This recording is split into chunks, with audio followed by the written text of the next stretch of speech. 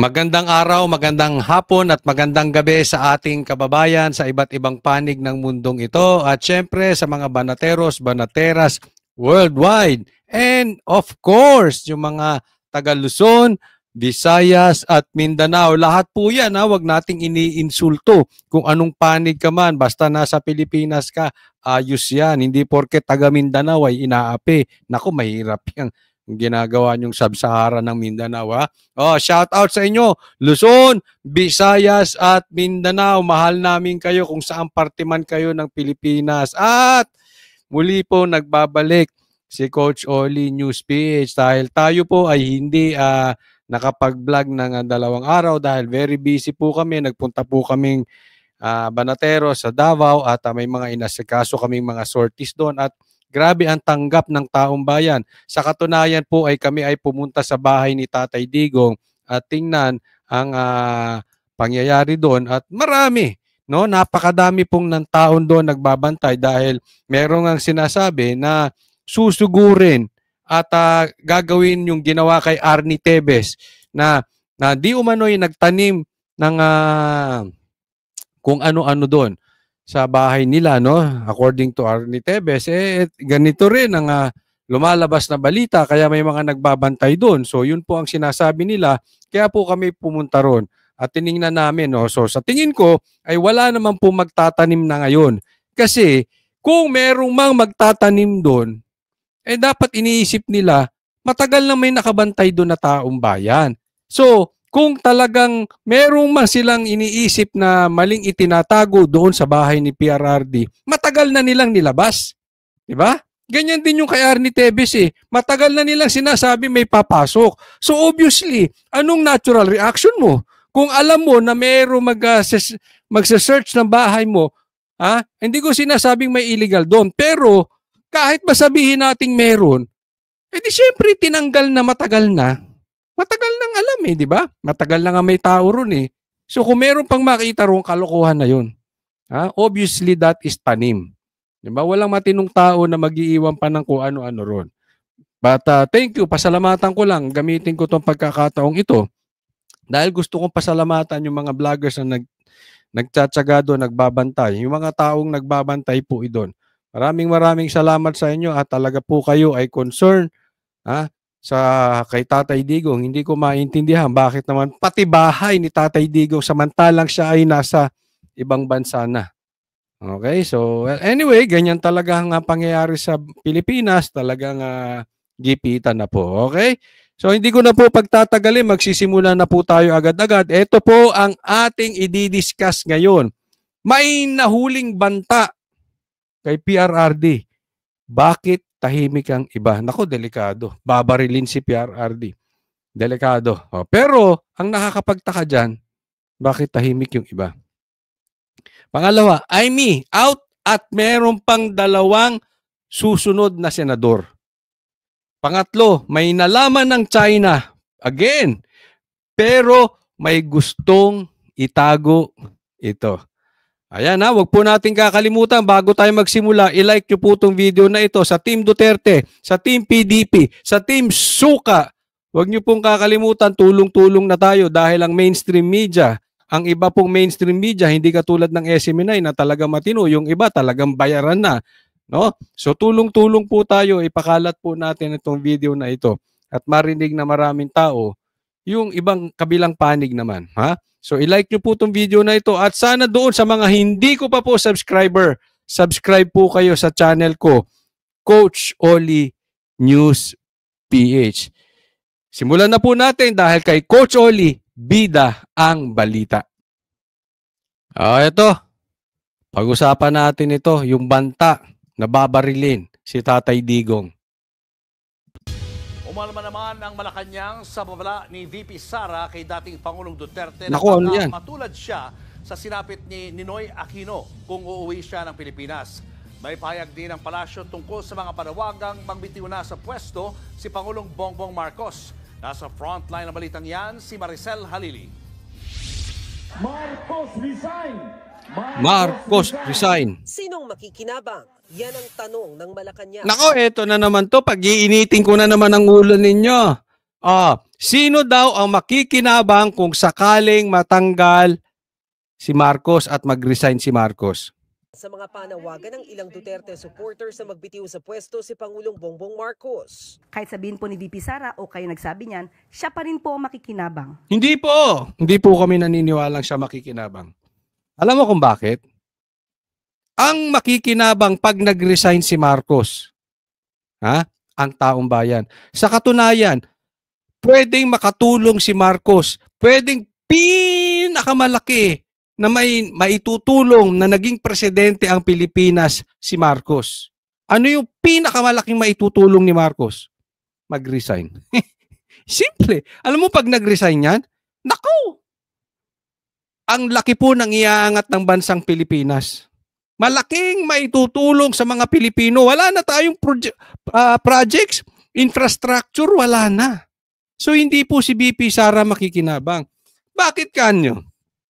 Sa katunayan, Attorney Claire, huwag mong itatangging hindi mo alam. Lahat ng Pilipino alam to. Kabobo mo na lang pag hindi mo alam to. Sigurado ng presidente dapat si VP Sara. Pero sa dahilanan na gusto niya na magkaisa ang Pilipino, nagbigay siya kay BBM. Alam mo yan. Claire, don't deny that. Even yung anak ni Marcos, even yung kapatid ni Marcos, even yung asawa ni Marcos, even yung pamilya ni Marcos, at even yung mga sipsip na sekretary ni Marcos, alam na dapat presidente si VP Sara. Nagbigay lang talaga si Sara. Alam nila yan. Kaya nga sila nakiusap kay VP Sara na mag-unity team na lang, wag nang tumakbong presidente. Even si Amy Marcos na kapatid niya, inamin nila yon na nakiusap sila kay hindi mananalo si BBM kung hindi nagbitaw si VP Sara as presidential candidate. Don't tell us that you are that stupid na hindi mo yan alam, Claire. Even yung mga mangmang tao alam yan.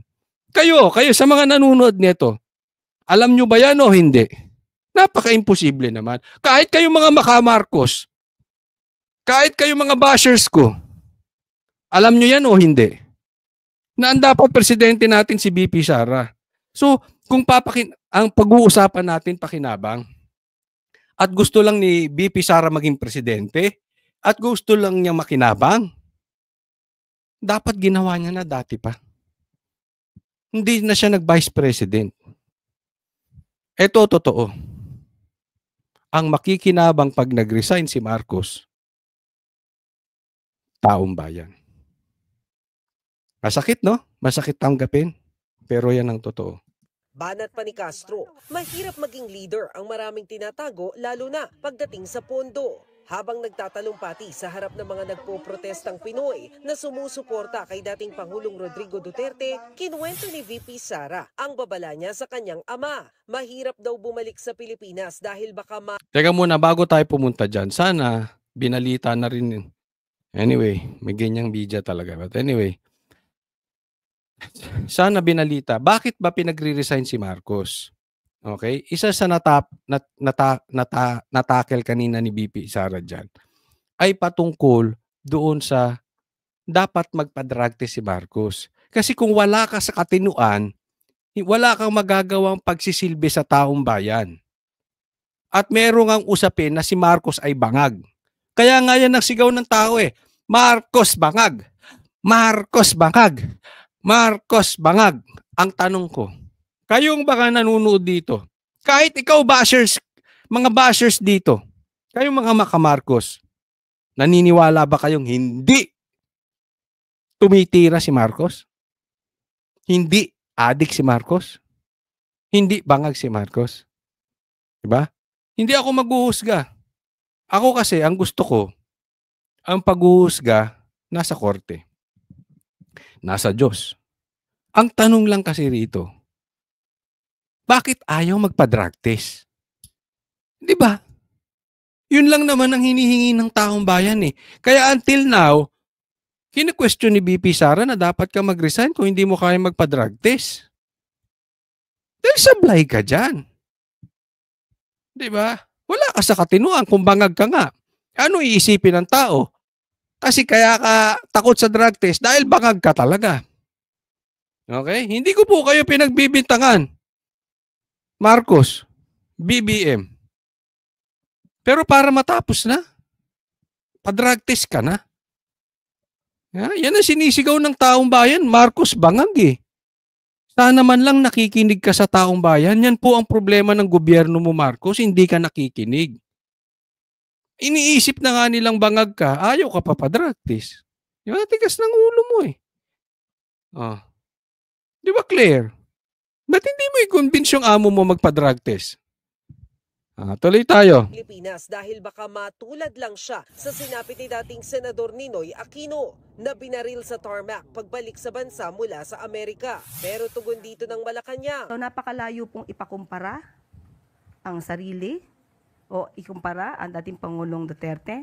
Teka muna, Claire. Ano ba namang klaseng ano yan? Ano ba namang klaseng sagot yan? Para ka namang hindi Ay, Attorney Vic! Attorney Jimmy Bondok! Ano ba tong klaseng attorney na ito?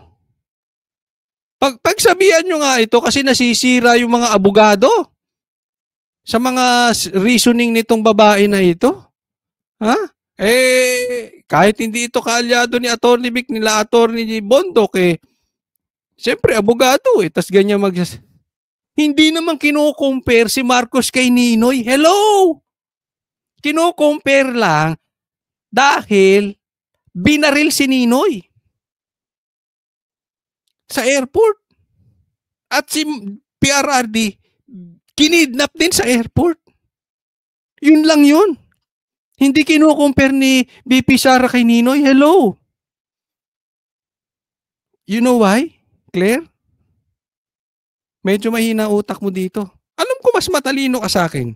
Alam naman natin, abogado ka eh. But yung reasoning mong yan, ang layo. Alam mo, injustice po yan para i-compare si PRRD kay Ninoy Aquino. Una, si PRRD galit na galit sa adik. Masasabi mo ba kay Ninoy yon? Ikaw na, sumagot. Pangalawa, ito pinakamatindi.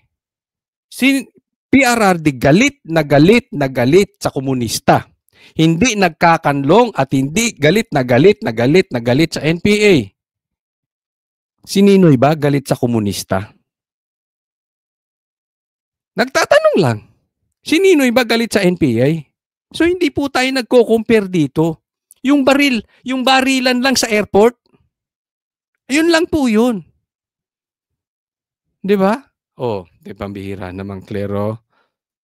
Kay Ninoy Aquino na hindi nagkaroon ng anumang record ng mass Teka muna. murder. Ayan, isa pa to. Attorney Vic! Pasensya na ha. Attorney Tor yun. Kasi Attorney Jimmy Bondok, kasi matatalinong abogado yan eh. Nasisira yung tatlong yun at mga libo-libong abogado pa sa Pilipinas dahil sa mga ganitong reasoning nitong abogadong ito. Alam ng abogado to. Walang abogado hindi alam to.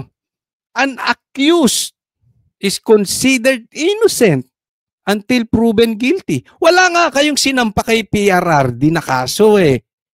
Yung sinasabi nyo, 40,000, 50,000, 5,000, libo-libo yung sinasabi nyo crime against humanity. Pagdating sa ICC, daan lang. Wala pa atang 100. Asa na yung libo-libong pinagmamalaki nyo? Na hindi lang makuha dito ang hustisya. Pero pagdating sa ICC, kukunin na hustisya. Asa na yun? Nasa ICC na. Ba't libo-libong inaano nyo? Di ba? Wala pa nga sa 100 yung kaso dun kay PRRD. Nakikita nyo reasoning nitong Ale na ito? Bakit? Si Ninoy ba? Hindi ba kinasuhan din ni Marcos? Kaya nga pinalipad ng ano. Pero wag na natin pag-usapan yun. Ng Amerika? Ng ibang bansa? Pero hindi yun ang issue. Hindi yun ang issue. Ang issue rito, wag tayong aralin mo yung batas. Kayo nga, si Castro convicted na, hindi nyo pa inagalaw. Si Marcos nga may problema final and executory. Yung kanyang estate tax hanggang ngayon hindi pa binabayaran. Hindi ako nagsabi noon, korte, final and executory. Tapos si PRRD, pagbibintangan nyo, wala pa namang wala pang kaso, wala pang ano. Anong klaseng abogado ito? or crimes against humanity. Malayo raw si Duterte kay Ninoy. Mismo Totoo. ang dating Pangulo Pangaraw ang nagkumpara noon sa sarili kay Ito lang. Totoong malayo. Si PRRD kay Ninoy. Bakit lang ba kinumpare? Alam mo, pag kasi nagko-compare ka ng isang tao, kailangan mong kuhanin yung konteksto. Yan ata ang hindi alam ni Claire. Kahit halimbawa magbabasa ka ng batas, kukunin mo yung konteksto. Magbabasa ka ng Biblia, kukunin mo yung konteksto. Ano ba konteksto nito? Binaril si Ninoy Aquino sa airport at si PRRD kinidnap sa airport. Same scenario. And again, both Marcos ang nakaupo. Yun. Is this just a coincidence? Nung panahon ni Ninoy na binaril siya, ang nakaupo ay si Marcos Sr. Nung kinidnap si Tatay Digong, ang nakaupo si Marcos Jr. Coincidence? Ayan po yung konteksto. Kaya po kino-compare ni BP Sara na pag ito umuwi, patay. Bakit? Si Ninoy din naman pinaalis para yung kaso mo wala dito, magpagamot ka doon sa ibang bansa. Kaya lang bumalik. Threat sa political career ng Marcos. Patay. Hindi ko sinasabing si Marcos Sr. pumatay. But just look at the coincidence. Here, kinidnap si PRRD because of political issues. Ang sabi, political harassment. Pag nagpumilit bumalik, again, this same Marcos ang nakaupo. Hindi po ako nagbibintang. Ini-explain ko lang that the coincidence could be too much kaya kino-compare ni BP Sara. Claire, sana naiintindihan mo yun. Hitler. Matatanda ang sinabi yan ni Duterte noong taong 2016. Aniya, kung may Hitler ang Germany, ang Pilipinas naman may Duterte. At tulad daw ng pagpatay ni Hitler sa milyon-milyong Hudyo noon, papatayin naman daw ni Duterte ang milyong-milyong lulong sa droga sa Pilipinas. Kalaunan ay personal na humingi ng tawad si Duterte sa Jewish community dahil sa pahayag na ito. Sabi naman ng pamilya Aquino, kung pag-aaralan ang kasaysayan, makikita na iba ang ginawa kay Ninoy sa pinagdaanan ngayon ni Duterte. Ito namang mga kalyado ni Ninoy, ito namang kamag-anak ni Ninoy, umiepal pa Isa pa kayo. 'Di ba? Ganun ang pag-interpret ng isang bagay. Huwag niyong iaalis sa konteksto. Ako kung ako anak ni Tatay Digong, no way! Hell no! Hindi ako papayag i-compare yung tatay kong si Tatay Digong kay Ninoy. No way! Tapos kayo pa nagsasalitang ganyan. And ina-out of context nyo yung sinasabi ni BP Sara. Inililigaw nyo. Kayong mga Aquino, mga dilaw, wag na kayong makisawsaw. Yung pagbaril lang.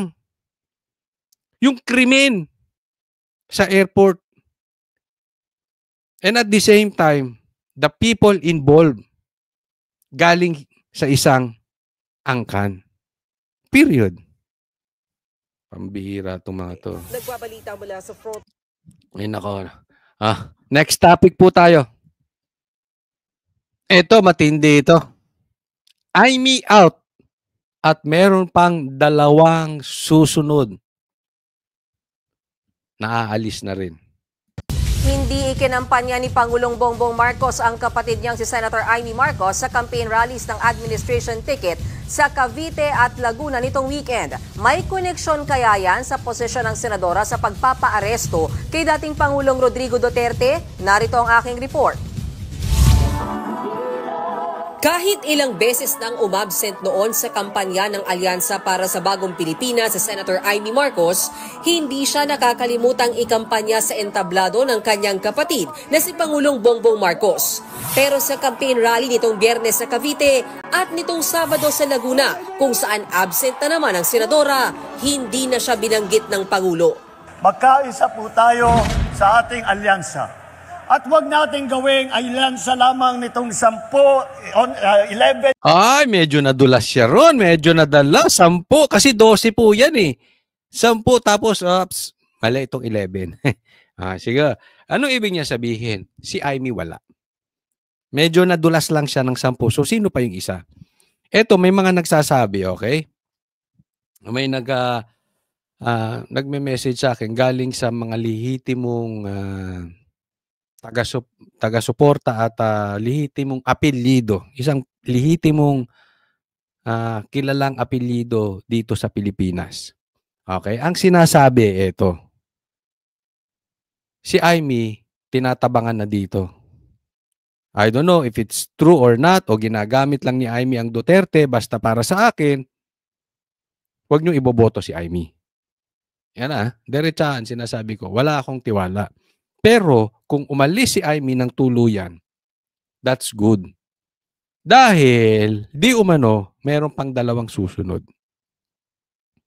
Kayong matitinong senador dyan at alam ninyo sa sarili ninyo na yung pagkakahuli kay Tatay Digong ay illegal, ay kidnapping sa layman at para sa mga abogado, tinatawag nilang extra rendition,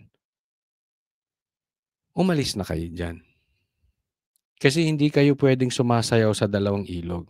Anong klase kayong magiging senador kung naniniwala na kayo na mali ang pagkakaaresto at nandiyan pa kayo? Diba? So yun ang balita. They will stand na mali talaga eh. Mali talaga yung ginawa nila Marcos ditong sa aresto. But antayin natin. Antayin natin. Posibleng 2 yun pa. But posible pa nga maging 3. Okay? So antayin natin at napakaganda ng development kung isa-isa na po itong bibitaw dito sa team ni Marcos. But definitely, medyo mahina pang tukso dahil of course, incumbent eh.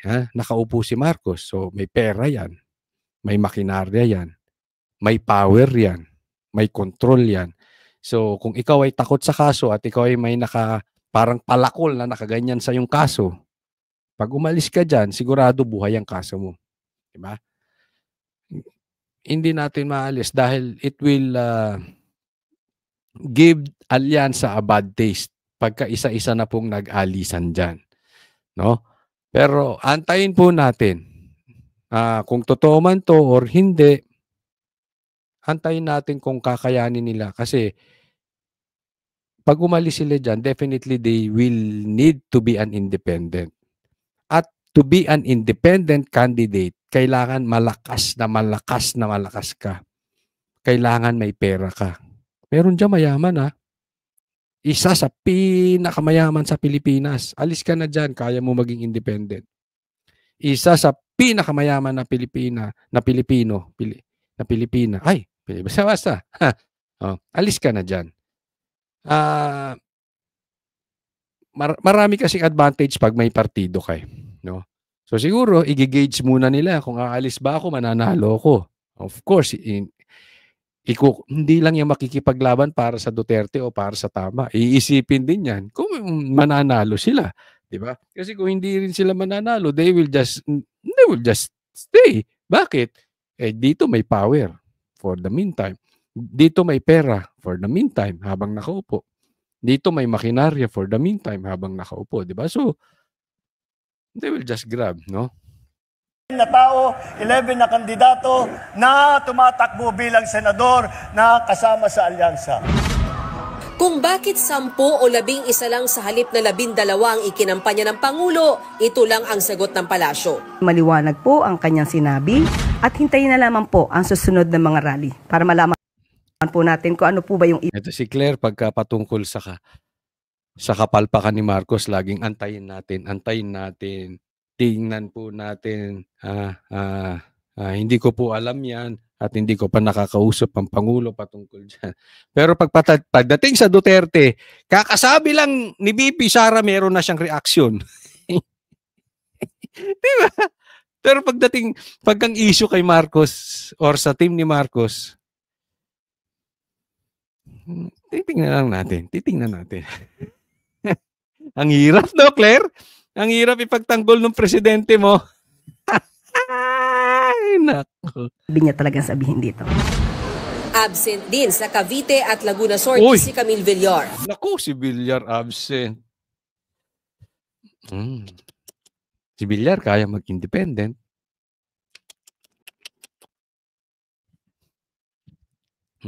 Maging sa kampanya ng alyansa sa Tacloban, Leyte, wala pareho sina Villar at Senator Amy. Pero hindi tulad ng senadora, ikinampanya pa rin ni PBBM si Pero nadulas siya. Kinampanya si Camille pero nadulas. Sabi niya 10. Oo. Villar sa Ito tatandaan po natin. Magising na po tayo. Kahit anong klaseng paliwanag ang gawin natin. Sa mga kababayan kong nanonood ngayon, pati kayong mga bashers ko, ikampanya nyo yung inyong mga kamag-anak. Why? Yung election ngayon, ito ang pinakamatinding election na parang 2 tao lang ay iboboto mo. Pag binoto mo yung PDP, it is a vote for Duterte.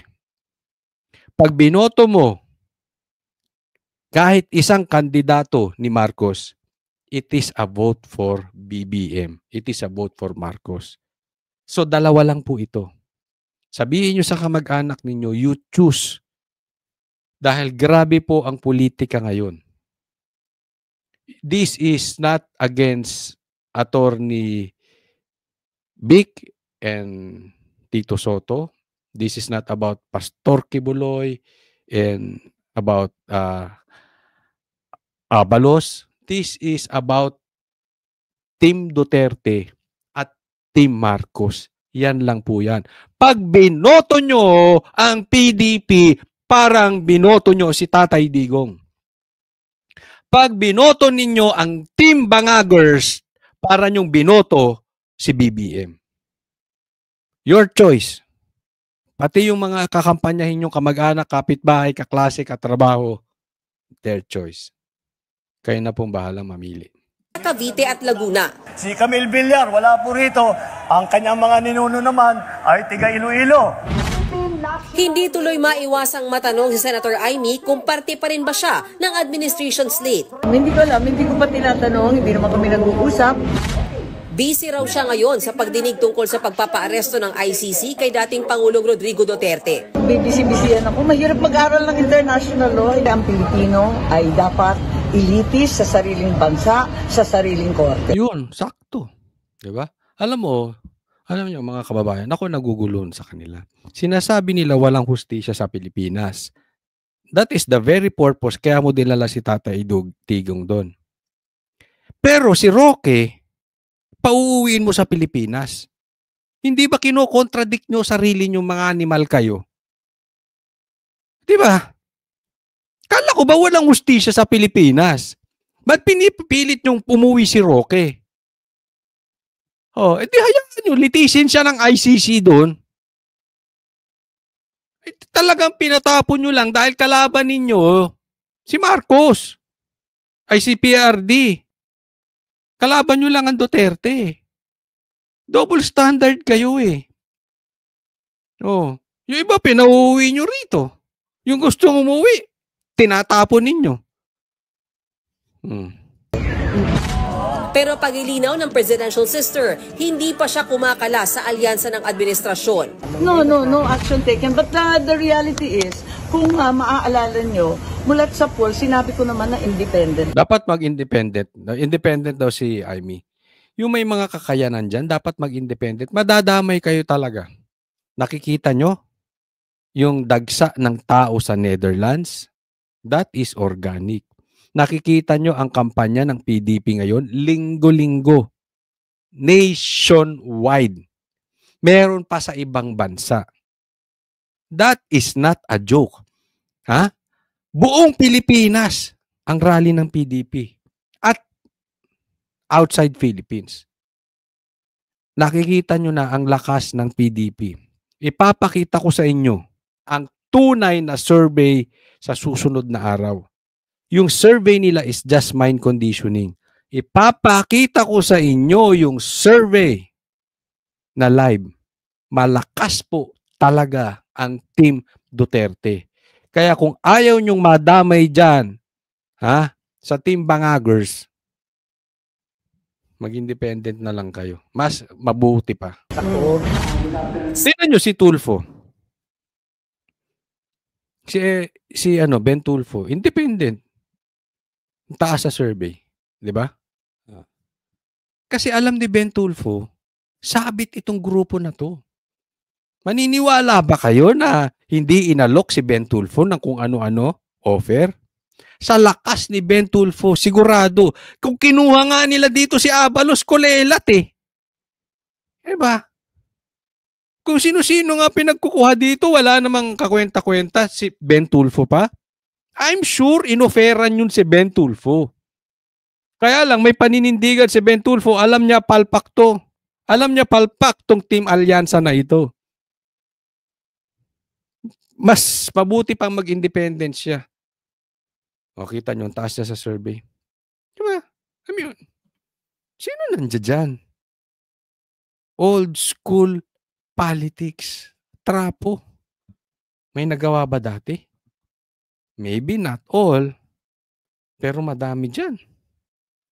Sagot naman ng campaign manager ng Alyansa. If that is her stand, then we will respect her stand, no?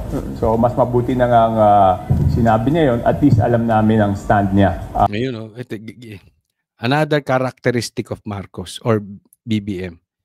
Mabuti na lang sinabi ni Amy yun. At least, alam namin, yun ang stand niya. Puro niya.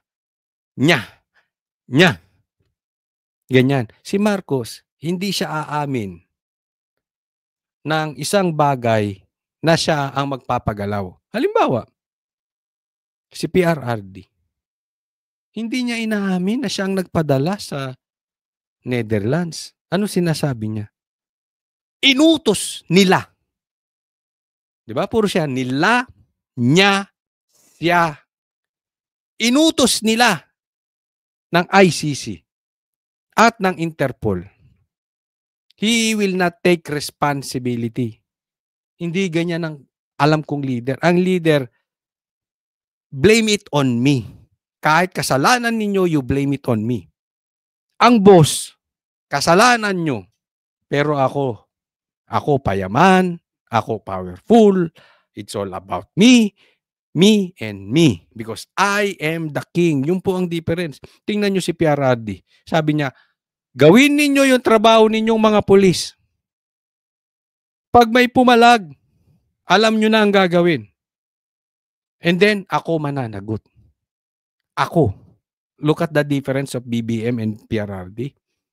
Yung isa, hindi niya masabihan, madiretso. PRRD naman, kahit hindi niya kasalanan, inaako niya. Ganun po katindi. Tungkol dito sa alyansa, no? Hindi rin daw alam ng palasyo kung nag-usap na ang magkapatid na Marcos. Mas bagong palakpakan, hindi nagkakagulo, no? Hindi totoo. I mean, itong mainstream media, alam mo, alam ng mainstream media eh. Kasi nagko-cover sila dyan. Yun nga lang, wala sila sa Hong Kong. Pero, I mean, yung mainstream media nasa Netherlands din. Alam nila Maris Umali. Alam nila legit. Legit ang sigawan pag Team Duterte ang nagparally. Kahit saan, doon sa Hong Kong, sa Davao, ito, walang katurya-turya. Ganun po ang difference. Alyansa para sa Bagong Pilipinas. Bagong Pilipinas, puro luma yan. May nagawa ba yung mga yan? Nabago ba? Ni meron bang tumindig dyan para man lang sugpuin? Eh, tanong mo kung saan nakatira yung mga yan. Mababa ba ang droga sa lugar nila? Yun na lang tanong ko eh. Asensado ba yung lugar nila? Next tayo. Ito po pag-usapan natin, ha? Napaka-importante nito. At kinuha ko yung mismong sinabi ng China. Kasi meron pong lumalabas na balita. Meron pong nalalaman ng China eh. Ang nakakapagtaga, bakit gustong itago? Dahil may kumakalat po na si PRRD ay humingi ng asylum sa China pero hindi pinayagan. Okay? Pakinggan na po muna natin kung ano mismo ang sasabihin ng China. 我愿特别指出，杜特尔特先生赴香 Naintindihan ninyo? Basahin ko. I would like to point out specifically that Mr. Duterte's visit to Hong Kong was a private vacation. China po ang nagsasabi. 系私人度假行程，中方从未收。 China has never received, highlight, never received a so-called application for asylum from the former President Duterte and his family to the Chinese government. Maliwanag. Ang nagbalita nino, News 5. China yung nagsalita. Maliwanag na. Diba? Kasi mayroong kumakalat na si PRRD raw ay nanghingi ng asylum. Hindi po totoo yan.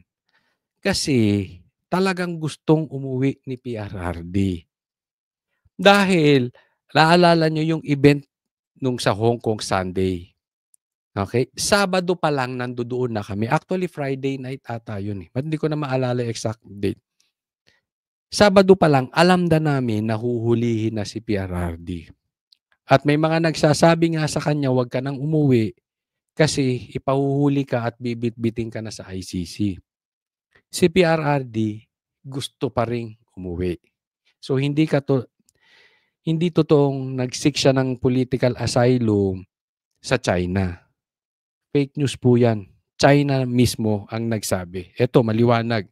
Kaya again, ito ang kinuha kong video para maliwanag po. Ito kasi ang problema.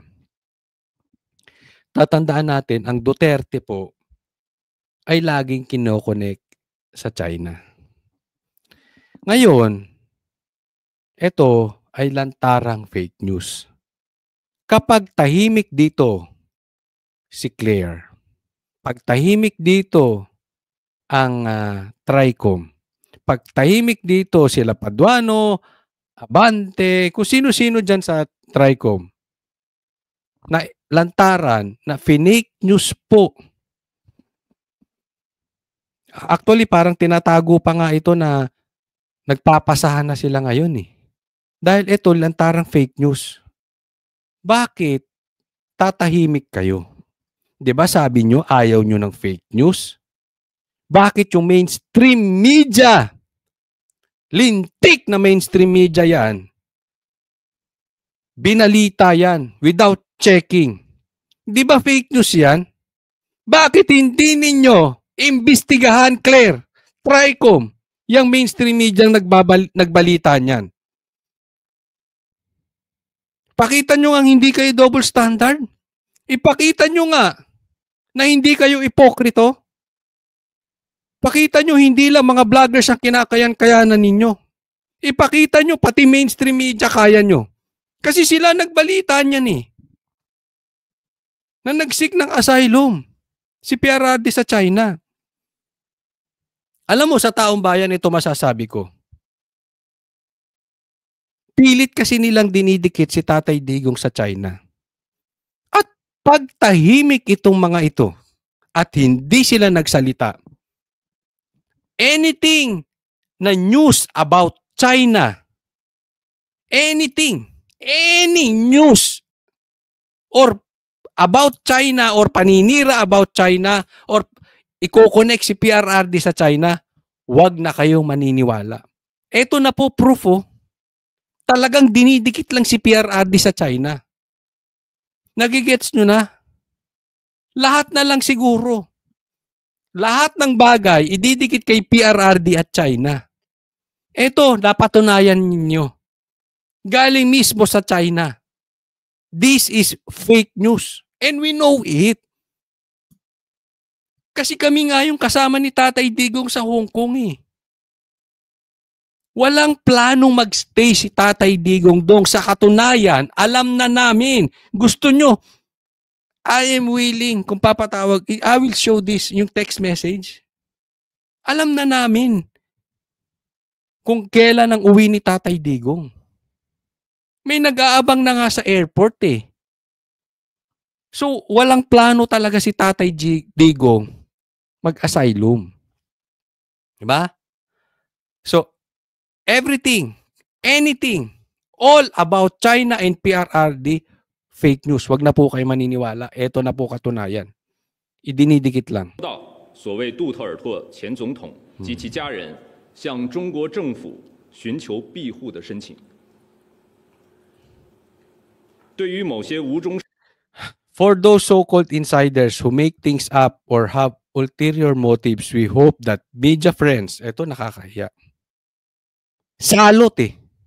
Yang mga media, salot. Nakikita nyo lumalabas na balita ngayon sa Netherlands? Di ba? Galit na galit. Ha? Panurin nyo. Yung mga kababayan natin doon, na mahal si Tatay Digong, galit sa mainstream media. Napapanood ko eh. Bakit? Siguro nakikita nila, ito mga to, fake to. Iba yung nangyayari, iba yung balita. Diba? Kayo maghanap. Hindi ko po kayo binibigyan ng magalit. Nakikita ko, napapanood ko, galit sila eh. Galit sila doon sa mainstream. The same feeling na nangyari, no? Nangyari diyan sa KOJC nung pinasok. Yung taong bayan, galit sa ibang mainstream media. Bakit? Nakikita namin yung nangyayari, iba binabalita nila. It's happening before their eyes. Kikita nila, pero iba balita. Same thing nangyayari dyan sa Netherlands. Iba yung balita. Kaya nagagalit ang mga, nakikita ng mga kababayan natin doon eh. Diba? Sana itong mga ito, tigilan nyo na yung pagiging ipokrito. Fake news kayo ng fake news. Fake news kayo ng fake news. Ito nakakahiya oh. We hope that media friends, galing from the so-called, masakit to eh, yung so-called insider, merong masamang motibo from media friends. Sana itong mga politiko natin, nabanggit ng about fake news, huwag kayong ipokrito. Tingnan nyo rin itong mga to. Oh. Pagpatungkol kay Tatay Digong, tahimik kayo. Pagpatungkol sa fake news na binibira kay Tatay Digong. Iyakin ba kami? Hindi naman ah. Ha? Binabanatan si Tatay Digong. Sumbongero ba kami? Pag binanatan yung amo nyo, fake news. Ito, lantarang fake news. Eh. Wala kayong ginagawa. Napaka-ipokrito ninyo. 生有或别有用心的所谓知情人士透露，希望 will carefully make their own judgments and not take any truths from what they are saying. Yan, pinagbabala pa. Mag-iingat kayo sa media. Mag-iingat kayo sa mainstream media. Okay? Gusto nyo ng katotohanan? Ito, lantaran. Gusto nyo ng katotohanan? Pag may napanood kayo, double check nyo, tingnan nyo muna sa SMNI. Kasi hindi magbabalita ng bias ang SMNI eh. Check nyo muna. Diba? Ito kumalat to. Hindi man lang chinek ng mainstream media. How unprofessional. 媒体朋友们认真甄别，切勿轻信。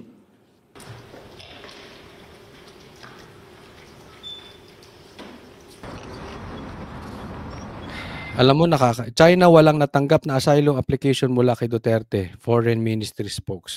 Diba nakakahiya tayo? Nakakahiya tayo, no? Nakakahiya gobyerno natin. Nakakahiya yung pulis, kinidnap, nanunood ng tao ang buong mundo. Ang dating presidente. Nakakahiya yung media natin.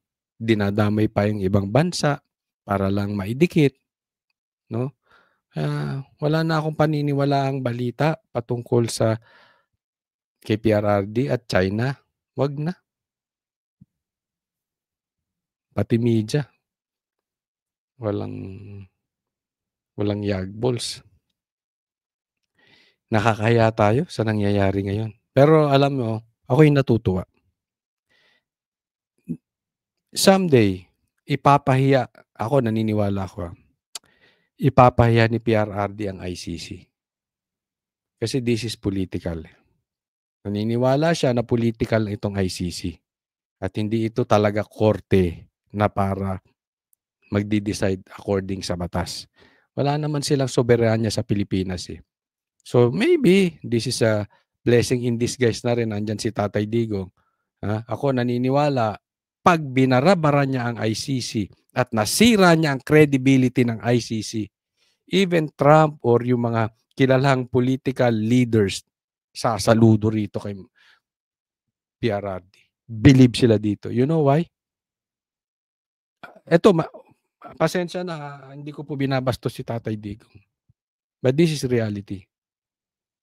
May bayag si Tatay Digong.